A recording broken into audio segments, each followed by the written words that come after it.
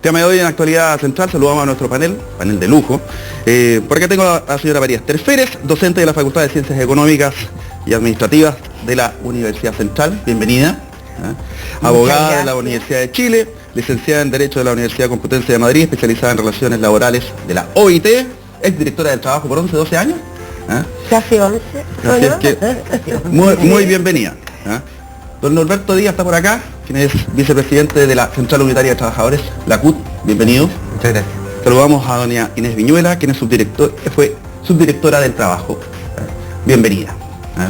Y saludamos también, por supuesto, a Sergio Morales, abogado del Instituto Libertad y Desarrollo. Bienvenido también. Muchas gracias. ¿Cuáles serían para usted de este proyecto los principales defectos y virtudes? Los 2 o 3 más importantes.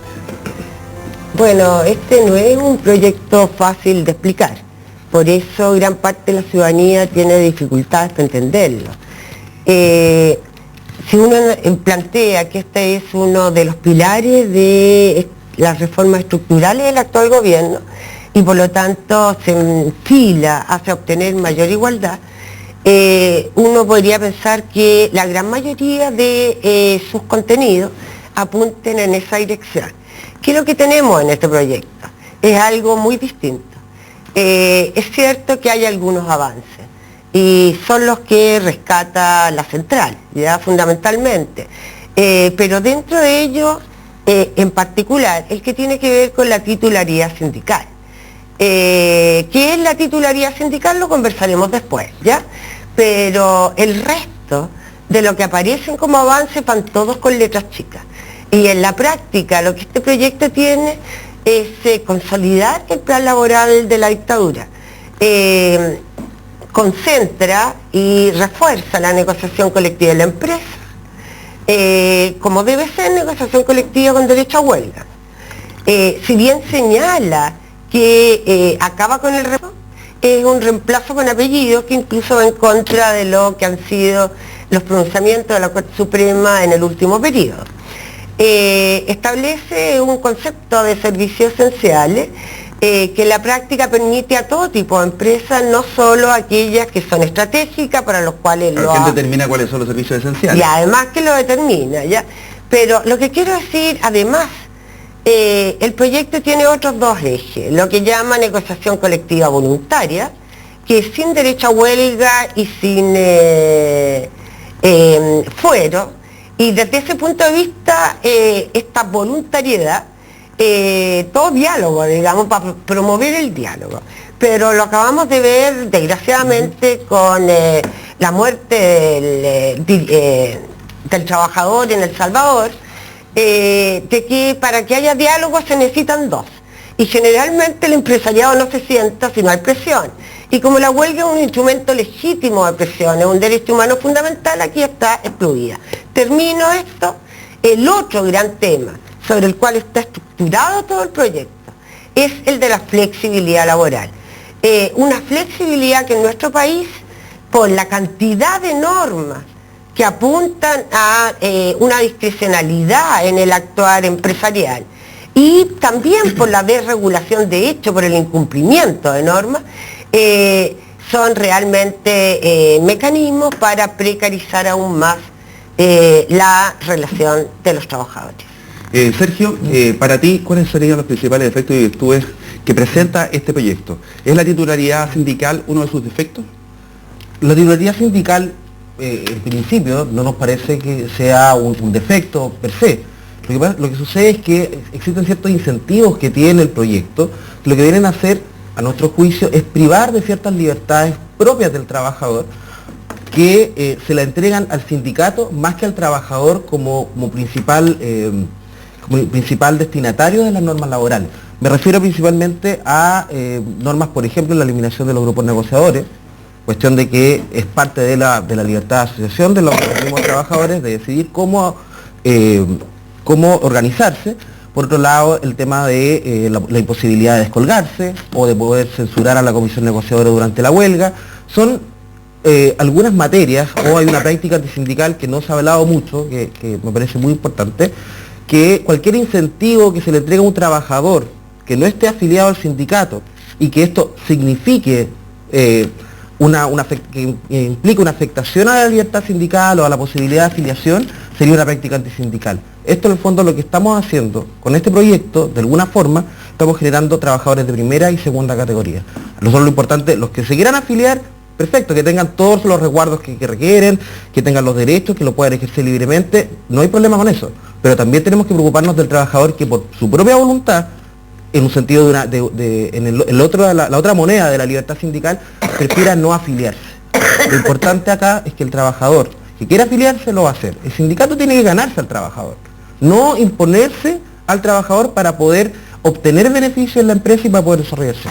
Norberto, ¿cuál es el punto más importante a tu juicio?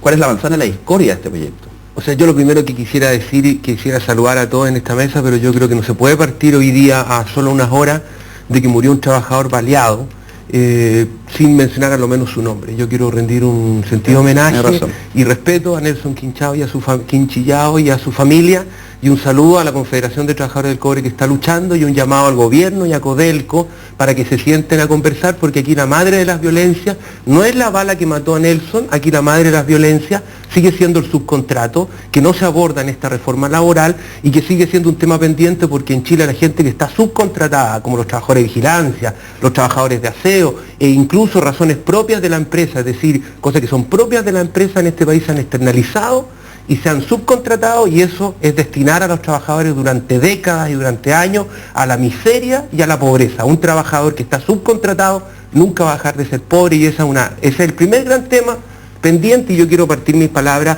porque hay un muchacho muerto, y aquí la violencia, aquí algunos van a aprovechar lo que ha pasado con la muerte de este muchacho para tratar de reponer normas que traía el proyecto el 29 de diciembre, que eran normas que criminalizaban la huelga.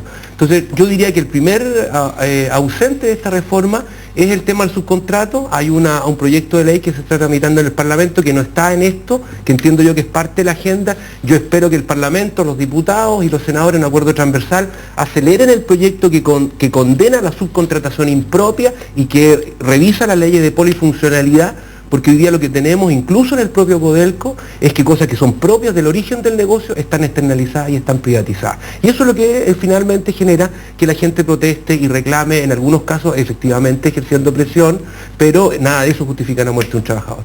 Y yendo a tu pregunta, y pido excusas porque hay un compañero nuestro muerto, hay un muchacho, y lo segundo quisiera decir...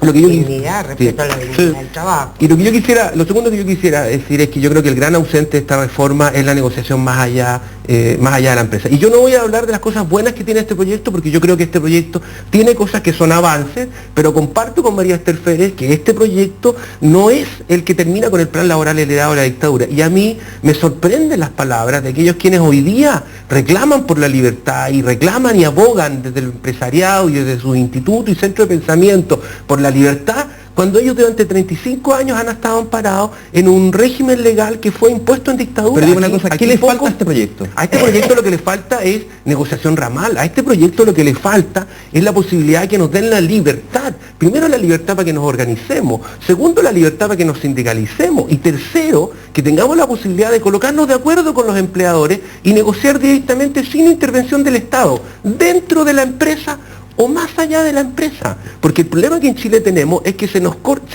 habla de la libertad en forma mentirosa, porque en Chile cada vez que alguien arma un sindicato, a la vuelta de la esquina son todos despedidos. La huelga de Cruz Verde el año pasado terminó con más de 300 trabajadores despedidos después de los 30 días que terminó el fuero que protegía a los trabajadores que habían estado parados en la huelga. Los 300 trabajadores despedidos eran todos del sindicato. Y la huelga fue un fracaso porque en la huelga Cruz Verde solo el 17% de los trabajadores estaba sindicalizado. El otro 83%, y ustedes me van a perdonar, no estaba sindicalizado porque el sindicato es penca o los dirigentes son irresponsables. La gente no se mete a un sindicato porque la persiguen, porque no la promueven, porque le bajan el sueldo, y si tú te metes a un sindicato te despiden. Y el empleador tiene un mecanismo, que es la titularidad sindical, que es lo bueno que trae este proyecto, tiene un mecanismo que durante 35 años el empresariado lo ha usado para desincentivar que el trabajador se meta al sindicato, porque si tú no estás en el sindicato, recibes los mismos beneficios, te los extiende el empleador, y además cotizan menos en el sindicato. Entonces digamos las cosas como son. Esto ha sido una práctica antisindical de 35 años que han usado los empresarios y ahora nos acusan a nosotros que nosotros atentamos por la libertad, cuando lo único que queremos es que los frutos de lo negociado lo repartan quienes los han conquistado. Y si el que ha estado en la huelga, el que ha estado paralizado. Y el mito de las huelgas es un mito mentiroso. En Chile hay 10.500 sindicatos y el año pasado hubo 367 huelgas,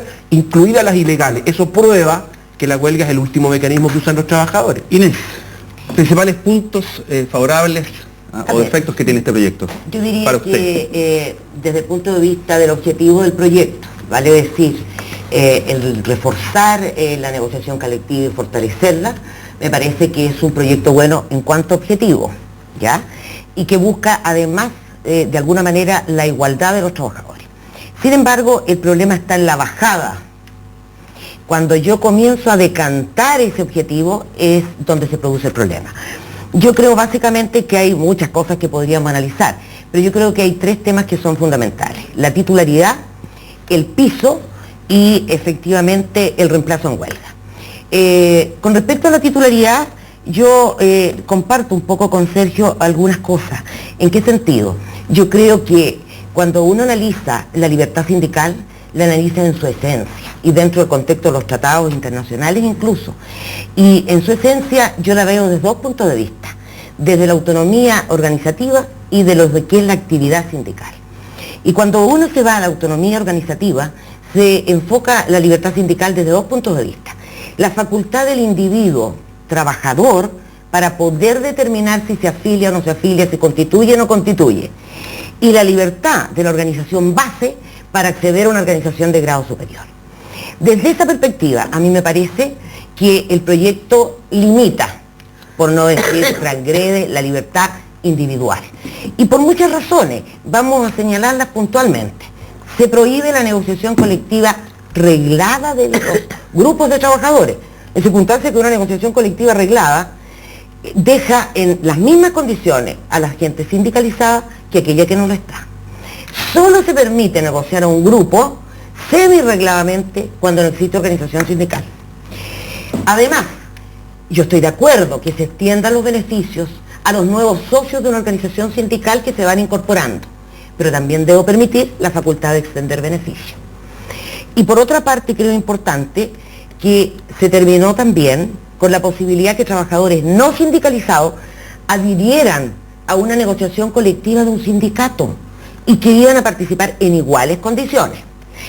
Se termina con otro aspecto importante: la directiva sindical tiene titularidad, pero las bases son los que determinan los destinos de una organización sindical. Se acaba con la censura. Eso significa que si yo, base sindical, estimo que mi comisión negociadora no me está representando, no tengo ninguna opción de poder censurarla. Ahora, y eso no me parece. Ahora, Norberto, cuando se crea el llamado plan laboral de don José Piñera, se dice, mira, el beneficio concebido por el sindicato se extiende al trabajador. Y eso es una forma de desincentivar la afiliación. ¿Ah? Cosa que, o sea, ¿para qué me voy a meter en el sindicato? Pues gasto más, por último quedo mal con mi jefe, no pertenezco al sindicato, pero me tocan iguales los beneficios. Por eso es un desincentivo. Pero por otra parte, el monopolio que podría tener el sindicato de la negociación colectiva produce el efecto contrario. O sea, una cosa pareciera ser tan mala como la otra. ¿Y cuál es el punto de equilibrio entre las dos cosas? Porque por una parte me obligan a una sindicalización forzosa y por otra parte existe otro mecanismo que me desincentiva a sindicalizarme. Entonces, ¿dónde está el punto de equilibrio para poder hacer eso? Yo diría que en eso hay harto de mito, porque el proyecto no obliga a la gente a sindicalizarse. Pero finalmente no lo obliga, pero por favor, pero por favor, Norberto, finalmente seamos rigurosos. Lo que dice lo que propone el proyecto es que si tú quieres adherir a los beneficios del sindicato, cotizarás lo mismo que el resto y se hará de mutuo acuerdo con el sindicato. Eso es todo, pero no se prohíbe ni se niega. No, porque se convoca un acuerdo. Pero se convoca un acuerdo el sindicato, pero le otorga un veto al sindicato. Entonces, no hay un veto. ¿Dónde hay un veto? Pero es lógico que se requiere el acuerdo previo, como para que un empleador despida se requiere la firma de los dirigentes sindicales para el desuso. Hay muchas normas, usted como abogado lo sabe, que obligan a otro. Se requiere las la normas firma, son obligaciones. Sí, se requiere la firma, pero como ministro de fe, no como consentimiento. que es distinto en el cierto, despido. es cierto. No Alberto, podemos pero- igualar, no pero- podemos pero- igualar. Sí, Diga, María Esther. Solo para aclarar esto, ¿ya? Es bien divertido esto, porque estamos hablando que hay un veto del sindicato para extender la titularidad. Cuando hablamos de un veto nos estamos refiriendo a quién vetamos. ¿Ya? Y aquí se salta entonces la defensa de los trabajadores en su libertad individual. En el hecho lo que estamos vetando es al empleador. Y es de lo más lógico, porque este es un acuerdo que tiene dos partes. Y en todo el derecho, por principio, para incluir beneficios a otros, ¿cierto? O incluir a otros dentro de sociedades, organizaciones, etcétera, se necesita el acuerdo de ambas partes. Bueno, bajo esa misma O sea, lógica- perdóname, durante más de 35 años, el empleador lo ha hecho unilateralmente. Y hoy día, a partir de que son cláusulas pactadas entre dos partes, ¿cierto? Las dos partes acuerdan su extensión. Ya, entonces, usemos los conceptos, por favor, Inés y Sergio. Por lo mismo, Los ya. dos son abogados. Vamos a hacer una cosa. Sergio, Inés, deme un segundito. Usa el concepto veto más correctamente. Correcto, pero ¿Ya? Deme un segundito. Les tengo una muy mala noticia. Era nada más Tengo que ir a una una pausa introducción. y ya estamos de vuelta en el Que me mejor había dado momento. Alberto. Ya volvemos aquí con esta discusión abierta. Era Alberto.